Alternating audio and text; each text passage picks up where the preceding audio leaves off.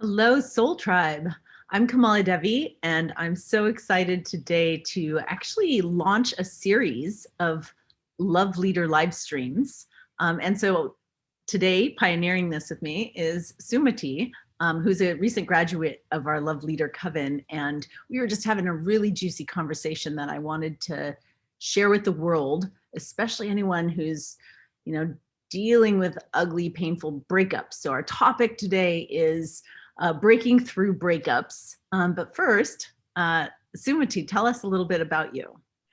Hello, everybody. I'm Sumati Sparks. I'm really happy to be here with KamalaDevi doing this talk with you all, and I hope that you can get some juicy stuff out of it. I am 25 years of experience with polyamory, so I love to help people create open relationships that work. And I've learned how to make them work through making lots of mistakes. So we're going to share some of the mistakes with you today, and want to give you some tips about how to deal with keeping connected in community if you have a breakup with somebody in your community. So we're going to kind of be talking about X's today. And we noticed that we're both wearing dresses or blouses that have an X, and the turtle has an X on it. Yeah, that's right. that was kind of a shamanic orchestration. Right. Everything's like X's. And the thing about, being a teacher, healer, expert on polyamory is you really can't learn it from the book. There's so many people are like, okay, this is how it should be in theory. But when you rubber hits the road and you're in relationship, like it's a whole different game. So I'm really loving, Sumati, that you're willing to share from your personal experience. Because it sounds like you recently had like a real ego confronting look at where you're at with an ex. Yes, absolutely. And I just want to say, I was watching an interview that you did with Rachel. I'm not sure who was interviewing whom, but it was inspiring, believe it or not, to hear that you both had shared about a big process that you went through after being poly for 10 years. And I looked back, and there was something that happened to me around 10 years too. So if you're new to this, like, be patient, give yourself time, because we're continually evolving into new levels of this kind of love style and this type of practice in life. So even after 25 years, I had some stuff come up that's human and that I'm kind of judging myself about a little bit. But on the other hand, the way I dealt with it was so beautiful. I never could have dealt with this way. So that's what I want to share with you, is how I healed from it. Sure. And so do we have a pseudonym or permission to use your ex's name? Sure. Well, let's use a pseudonym. Let's call him Hank. How long were you and Hank together? So here's the funny thing, is that Hank was never like a primary or a nesting partner. We were both solo poly. We had a long distance relationship where we spent about 1 week a month together. So it was very, very intense. I called them conjugal visits. They were like this week-long, intense, very sexual, very passionate, and then 3 weeks of like practically nothing, because we were both traveling a lot, and we would get into places where we didn't have good cell reception or internet reception. So there'd be like long periods of time where we didn't hardly talk at all. So it was very all or nothing. And it was in that you and Hank shared a community. You shared. Yes, exactly. And you shared, is it Network for New Culture? Yes. Yeah. Beautiful. Yeah. So we would see each other at those events too. That was sometimes our week together was at one of those events. So that only lasted 1.5 years, but it took me 2.5 years to get to where I could talk to him again. Yeah. And what I learned was seeing him in community made all the difference, because I broke up with him right before the pandemic started, and there was just no opportunity to see him because travel was shut down. We weren't having large group events very much. I moved to Hawaii. There wasn't much opportunity. So now that we were both showing up at this community again, I had the safety of the community to hold me in this healing process where I could get through, like, why was I so mad at him for 2.5 years? Why did I not want to talk to him? Why did I have to cut him off? And a lot of people, I mean, all those circumstances are stacking, but a lot of people, when they break up with an ex, the thought of just being in the same room creates it destabilizes their nervous system. And they're like, I can't go to that party. I can't go to that event. And there may be, times when we're actually delaying our healing and prolonging the pain. I think so, because I had made him into this boogeyman. And then once I saw him, it was really hilarious because I had a lot of anxiety about seeing him again. And there was like one spot left for me to pitch my tent. And he was like 2 tents over, of course, out of like 130 people, right? And he came up to me and said, "Do you need help setting up your tent?" And I was like, "Yeah, actually I do." So it was a really nice reunion to do a project together. And then I realized he's not a boogeyman, he's a human. And what was I making this whole big thing up about? Right.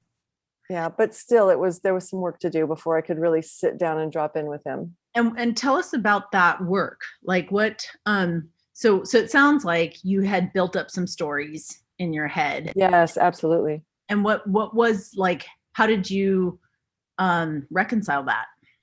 So I had made up a story that he was on the narcissist spectrum. You know, it's so easy to call people that, right? And that he wanted to talk to me. He kept reaching out, wanting to talk, and we had a mediation. We had a couple of Zoom calls. But then I finally said, I just need more time. And then it was about a year since we talked. So I kept thinking the reason why he was reaching out was because his ego was hurt, that somebody in community didn't want to talk to him. I just couldn't let in that he really missed me, because it just felt like I made up a story that because of his this instability from not having a place to live, we were both like nomads at the time, that it really had nothing to do with me. It was just really destabilizing for his mental health and his emotional well-being. And he couldn't really be there for me emotionally. And so it wasn't even about me. So it was kind of like I was the narcissist, because I think everything's about you. But I want to point out how humbled it is right now for you to just be like, oh, I had this story and I was wrong. Like there's something, like I just want to highlight this moment right here, because this is the work, is a willingness to check our stories and a willingness to actually, it's like almost like a love of what's true, as opposed to a love of what's the coping strategy that makes me feel better about myself at the time. Yeah. Right. True. And so I would say step one in the breaking through is this very like moment of getting curious. What's on the other side of that fence? What's really going on for this other person, not my hallucination of what's happening. Right. And so I had all this stuff built up, so I didn't want to just blast him. But in the past, I felt like I was always doing all the emotional labor in the relationship. So it was this fine line between, I don't want to blast you with my stuff. I want to own what's appropriate for me, but I also want you to be held accountable for your part, and don't do all the labor for you. So it was a fine line that I had to be clear before I really dropped in with him. So I set up 2 appointments with people at the event. Great. To kind of hold the space for me around kind of different aspects. Yeah. So do you want me to talk about those things that I set up? I definitely want to hear about that. And I also want to highlight how, again, there's a certain humbleness to saying, I need help. But it's like, there's no way to actually resolve poly issues without community. Because if we try to handle it just in our own heads or just with that one person, it doesn't belong to just the 2 of you. It's actually a systemic issue. So I love that you got outside help. Yeah. And I want to just go on a tangent about community for a minute before I go to those 2 things. I was in a community. This is the thing that happened after I was 10 years practicing polyamory. I was in a community that I thought was going to be my family for life. And again, a breakup happened. I felt like I made up a story that the community didn't have my back. I was so traumatized, I couldn't really even ask for what I wanted. So I just withdrew. And that was my pattern, was just, you're dead to me, I'm gone over here. And I learned recently that the core wound is about feeling unwanted. And I couldn't get near that wound. I mean, I believed I couldn't get near that wound, that it felt like it was kind of like a wildfire, and even getting close to the wildfire, you would just melt. So I had to like push away from it. Yeah. And I developed so much empathy for my inner child around that wound, because it was almost intolerable for me or her to feel that. Yeah. And as I developed more and more awareness about the little ones, to work with my own inner little ones, I was able to give her the love that she needed, so I could start to feel the abandonment and the not feeling wanted. Yeah. So anyway, You that had done that work prior, but this still touched on that feeling of yes, not being. this has been my work coming up. So after the 10-year thing that happened, and the whole community, I left the community. I had like community trauma, and I didn't trust community for years. And I would just go to play parties, and I'd usually get stoned before I went. And there was just no like real heart in it for me. So then when I discovered the New Culture community, because they have the ZEG forum every day, there's like an inherent structure to deal with unresolved issues. Yeah. And I love how that community holds the messiness of being human. Yeah. Not everything gets tied up in. For people who don't know what ZEG Forum is, it's a tribal technology. And what it essentially does is we circle and put our gaze on the collective shadow, what's not being said, what's not being seen. And by everybody looking at it, it actually quite, dissolves. It dissolves the illusion in the story. It's very powerful. Very powerful. And I believe that like most of us, our deepest longing is to feel like we belong. Yeah. And so when we can feel seen, even in our shadow, yeah, like that's the deepest feeling of belonging. And because of that process and many other things that we do there, I felt like, oh, this is a community I can trust again. Great. And when I realized that, I just bawled my head off, and I was like, okay, I'm home, That's really beautiful.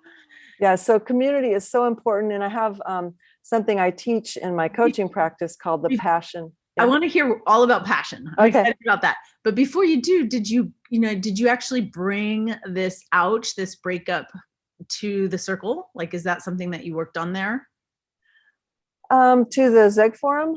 Or was it you brought the breakup to the two people that you called on? The two processes, but I shared about it at the end. Great. Good. I made a love declaration to all the people that helped me get there. And yeah.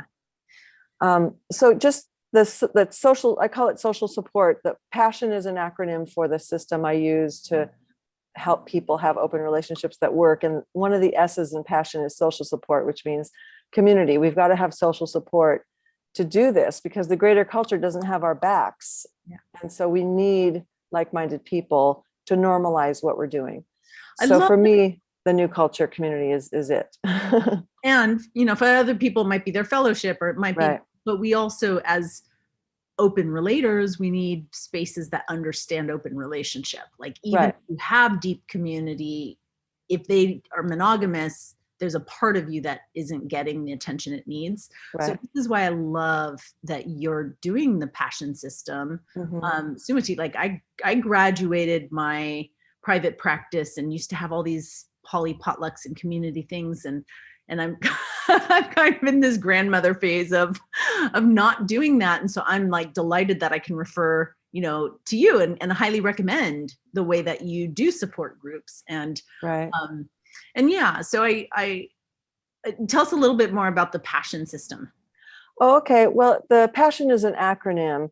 And so I help people that want to have open relationships that work, whether they are already in one and they're experiencing some bumps, or they're new to it and want to learn how to do it right, or even people that are single and just don't want to go down the old road to monogamy, to learn really the grounding, the inner work that you need to do.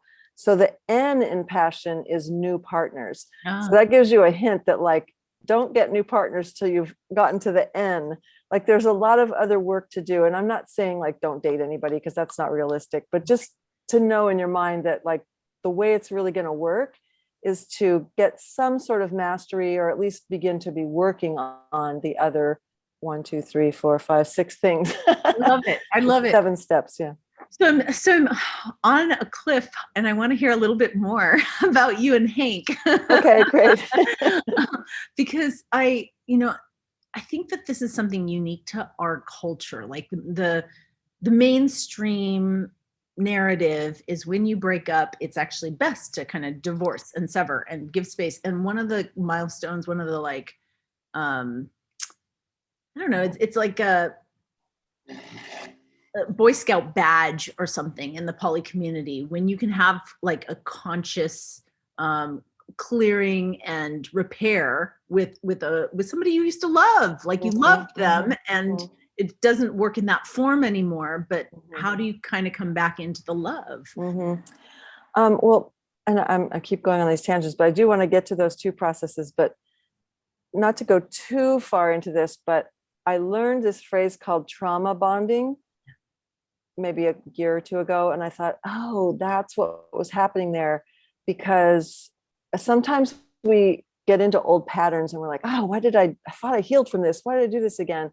And so that relationship for me was like an old pattern that I fell into, where I chose the person because of the sexual passion.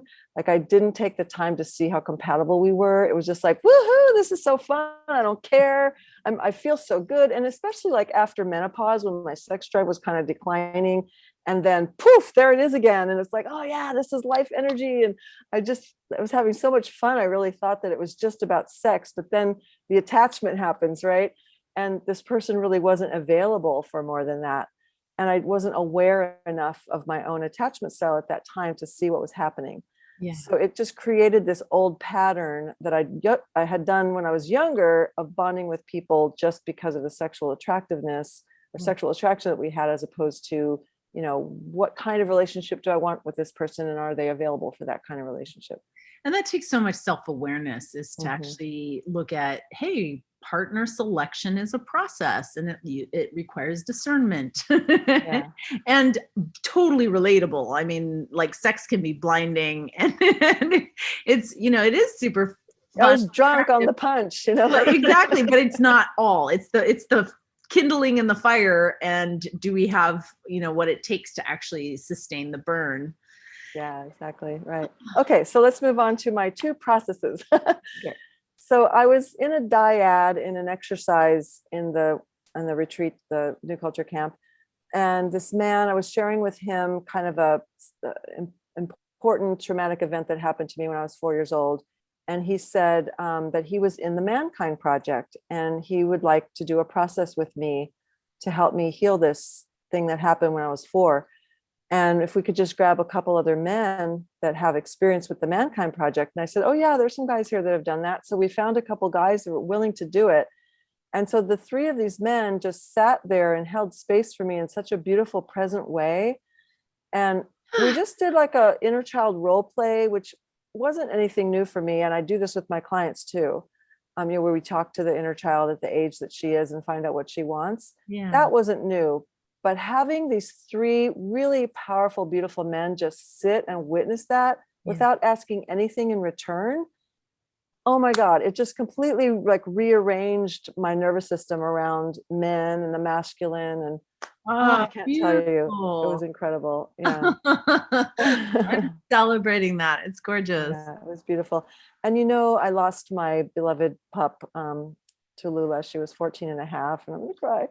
But so when they asked me what I needed, I said, well, I need to remember to connect with the 4-year-old, because I'll just go about my life and I'll forget this moment where I made contact with her.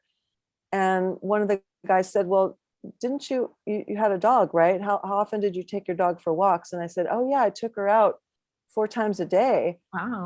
And there's still that empty space where those times come on the clock and my body goes, oh, you got to take Tallulah out, but she's not there. So 4 times a day, I have this instant thing to remind me, like, oh, the love that I had for my dog, just take that and transmute it to the love for my 4-year-old, and just send her that love. And it's been so powerful. It's really beautiful. Yeah. So I've been able to really like stay with that contact that I made with her because of that little trick. Yeah. Yeah. Yeah. Big, good reparenting, like, yeah, exactly. renourishing. And she just needed love. She just needs love and acceptance, and to know that she's wanted and beautiful, and I'll be there for her. Just everything that a 4-year-old needs, But it takes so much maturity and humility to say, and I'm going to show up for that. I'm going to, really reparent her. So Right. gorgeous. So that was one really amazing experience that helped me have because it was the incident when I was 4 had to do with my dad driving away from me and just leaving me on this corner. So to have like that different experience with men, like really holding the Rewrite that. masculine. Yeah. Yeah, it was incredible. So that was one. And then I had this wonderful man who I know is a sex educator, and I felt like he probably had some experience with kink. So I asked him, and he said some, and he doesn't necessarily teach workshops, but he does help his clients with kink, because there was a dominant submission aspect to my relationship with Hank. And I wanted to see if that was part of how deep the trauma felt for me. Mhm. So we did some really deep work around what does it mean to surrender, and how much of me can surrender. So we went deep into that aspect of the relationship, and that was really powerful too. I kind of reclaimed myself from that surrendering that I did with Hank. Yeah. So those two experiences really helped me feel really solid to go and speak to Hank. Two other things. I'm dating a couple, and I guess at this camp we decided that we were going to be more egalitarian as a triad. So that was Wow, really cool. Yeah. So now I'm calling them my partners. Yeah. So the man and the partner, I had a dream that he held my hand when I went to talk to Hank. Aw. So I asked him if he would go with me and hold my hand. So he did that. And then Hank was there with his fiance, who I also had a resentment toward, because when she came into our polycule, I was like super welcoming and like really showing her the way and being really loving. And then she just kind of cut me off too. But again, that was my narcissism, because I understand that she had her own stuff going on. She was being there. And she was being there for him. When here's the kicker, he was really upset that I wouldn't talk to him. I couldn't let that in. Yeah. He was so sad and upset, and she was his primary support. Yeah. So it would be really hard for her to also be my support, Yeah. I mean, you could probably do it, and I might be able to, but someone new to polyamory, a lot to ask of anyone. A lot. Yeah. So I need to just hear what was going on with them. And then I was like, okay, never mind. It's not about me. But anyway, so it just was this big thing. So I met with both of them, because couples always talk to each other. And I didn't want to have this big thing with him and then try to have him explain to her what happened, because he wouldn't be able to translate it anyway. So I'm asked to meet with both of them. And so I set up this whole time when all four of us could be there. And so we found a place, and Rich came and held my hand. And then there was Hank and his fiance. And I told them, like, I want to own my part in it, but I also want you to be held accountable for what I think was some really shitty behavior, particularly at the end of our relationship. So is it okay if I just, don't use perfect MVC here and just, maybe a little bit of irresponsible communication, he said, sure. So I just kind of let it rip. And when I was finished, I listened to them. And that's when I learned that, they had their own stuff going on. Sure. So then Rich said, what do you need now? And here's where I feel like my courage, I mean, I'd already done a lot of stuff that was courageous, but here's where I think is extremely courageous. I said, I want you guys to hold me while I cry. Yeah. And that's what I wanted with that other community that I felt like didn't have my back when I had the breakup. I wanted them to hold me and apologize and let me cry. And I even asked someone in the community for that, and it never happened. Yeah. So the fact that I got that, they said, sure. And they pulled me in, and they both held me. And I just cried and cried let it all out, all the grief and sadness that's underneath the resentment and anger, right? So tender. Like that's what's underneath it is heartbreak. Yeah. So I just let that all out. Now this is after like 8 or 9 days at this intensive retreat. So, my heart is open. I'm not having to work. I'm just really in it. Right. Yeah. So they held me. I cried and cried and cried. And, Hank looked down at me and just said, I'm so sorry, like with such heart. And I always say, if people can say how they're feeling slowly, not like, I'm sorry. I said I was sorry. But instead just I'm sorry. It's the slower you say it, the more you feel it. Yeah. And I never got that from him before. He said he loved me and cared about me. He never told me he loved me. The best he could ever do before was, you are loved. Yeah. So he said he loved me and cared for me 3 times. It was just beyond anything I could have expected. I was just hoping I could at least get my words out and just have them be out there, and I didn't care what they were going to do. But for them to be so loving, it's just amazing. It's such a beautiful scene, as you paint the picture of community coming together, setting the intention and holding for whatever comes up, and you asking for, hey, can I permission to be messy? And then to have the courage to, you know, in that moment you identified, I need to be held.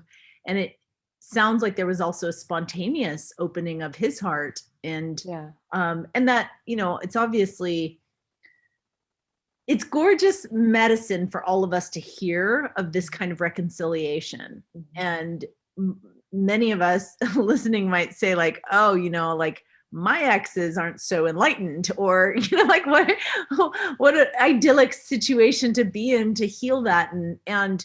But what you're pointing at as you know, as you transmit, like I had this big healing experience, is holding the space for everyone to be like, hey, it can be like this. This is possible. Let's hold this intention. Let's all show up, you know, to love. Right. And because I've prioritized community, because I know how important it is to have that, to have like-minded people. And he values community too. He didn't want to be in community with me and have us not talking. Right. So that's my pitch for like how important community is. And it's deep. You know, community is often looked at as a, you know, higher Maslow need, like, oh, I need to take care of my lower Maslow first, you know, my finances, my this, my that, you know, get myself in order in this way. And then, oh, maybe then I'll invest in a retreat or community, or, but it's actually inverted and backwards. Like community, we're tribal animals, we're like pack animals, and our nervous system gets totally dysregulated if we're not in harmonics with other nervous systems. And so I just want to name how the healing and the medicine is so much more accessible when we're in those environments, and that it is worth valuing. Mm-hmm. And just a little aside here, I understand the privilege that I have, and that most of us have, to be able to get away for 10 days and do a retreat in nature, and that not all people have that privilege. Yeah. And that the community this particular year raised over $6,000 for scholarships for BIPOC people. Great. So I just want to put that out there. If any BIPOC folks are listening, that, you know, reach out to me and I can help you get in touch with that if you'd like to have this experience. And we're working really hard to make it a really wonderful, safe place for BIPOC people to show up in. Love it. Thank you. Beautiful. So as we wrap up, you know, I want to, just thank you for the vulnerability and the visioning. You know, I think for a lot of people, what you're sharing is kind of a visioning of what's possible. But what would you, like, as a, you know, final message, what would you say is available for anyone and their exes and their, you know, and that message, like if they recognize they've been in trauma bonding or it's not been right, like what advice do you have for people who are in, you know, dealing with painful breakups? Mm-hmm. The thing that comes to mind when you ask me that is to slow down. Like slow down. We're so isolated, especially during the pandemic. You know, find some people. Everybody's feeling lonely. You know, they would be honored if you reached out to them. Have at least one or two friends that can hold you. You know, hold you while you cry. Feel the feelings that are underneath the anger and the judgments, and just go slow. And we all need to be held and touched. And, you know, this chronic touch deprivation, and it's gotten so extreme during the pandemic. You know, just slow down, think about who you want to connect with, who's out there for you. It doesn't have to be a whole big community of 130 people. It can be one or two friends, but just drop in with them, feel your feelings. And then the P in my passion system is having a practice of meditation, contemplation, or journaling, where you're watching and witnessing what's happening in you. So you have to get that separation from it and some awareness, so that the feelings don't take you away and, you know, run you around by the nose. Absolutely. And that's where we started the conversation, is you had a wedge of awareness that's like, oh, I've been in story about this person, and now I'm ready to start looking at, you know, what's deeply underneath. And it's not believing our own thoughts. Exactly right. Thank you for giving permission, you know, as someone with 25 years experience, to say, hey, I fuck up too. And it can be ugly and messy. But it gives us all permission to get, like, breakups are hard. They're not supposed to be easy. and it's okay if it's messy. Like, Yeah. it's okay. And just, being a postmenopausal woman, like, I want to let other women in my age group know that, like, yeah, sometimes at least half of women have a drop in sex drive. And just beware when you find that Casanova who might stoke your fires again, like, powerful medicine, and we have to go in with our eyes open. Temperate. Yes, yes. I hear you.